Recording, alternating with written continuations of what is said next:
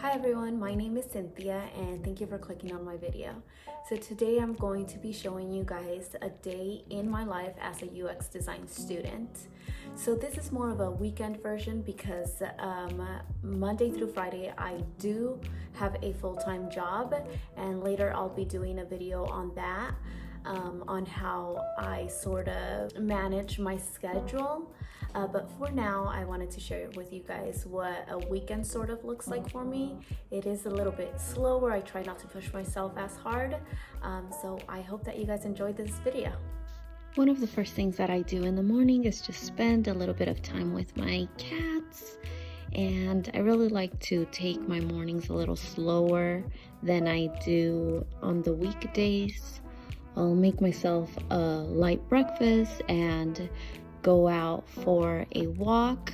It's really important to me that I spend some time outdoors and get my body moving a little, since once I start working, it is very likely that I will sit for several hours. So after getting back from my morning walk, I just got a little bit ready. It helps me feel more like I'm prepared for the day.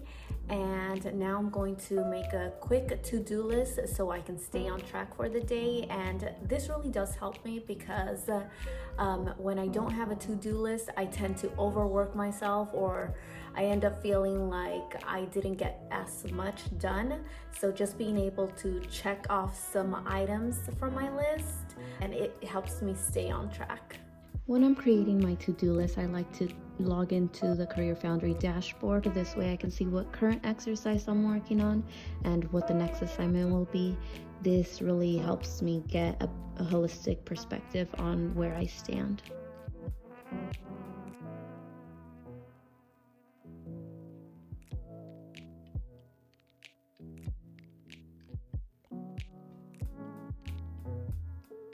I just completed my usability testing task, and this is what it looks like. Here we have the scope, schedule sessions, and an introduction.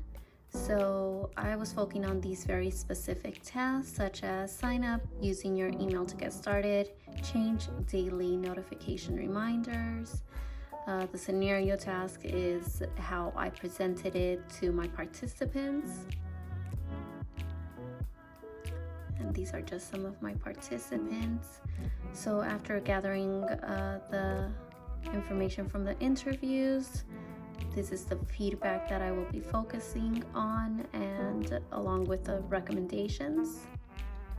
And these are my original wireframes. So they're low fidelity, not too much detail, just 2-dimension, black and white. These are the revised version. So here I did use Figma to create these wireframes. I've included some notes on the changes that I made, and I feel like it looks pretty good for the first time that I use Figma. So I just want to mention to you guys that everyone's project is going to look different.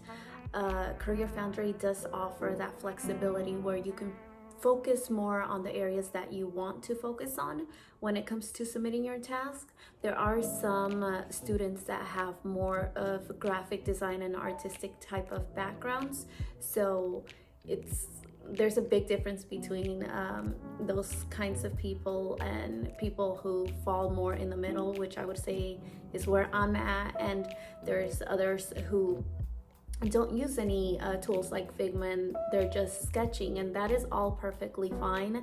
I personally wanted to use Figma because I know that it's going to be important that I know how to use these tools once I go out into the workforce. So I just wanted to test it out and kind of get my feet a little wet. But again, like I said, so there are some students that just do sketches with pencil and paper, and that is all perfectly fine. It's now 5 p.m. and I decided to make some pizza for dinner. I am so hungry and I am so happy that I am pretty much done with all my work today.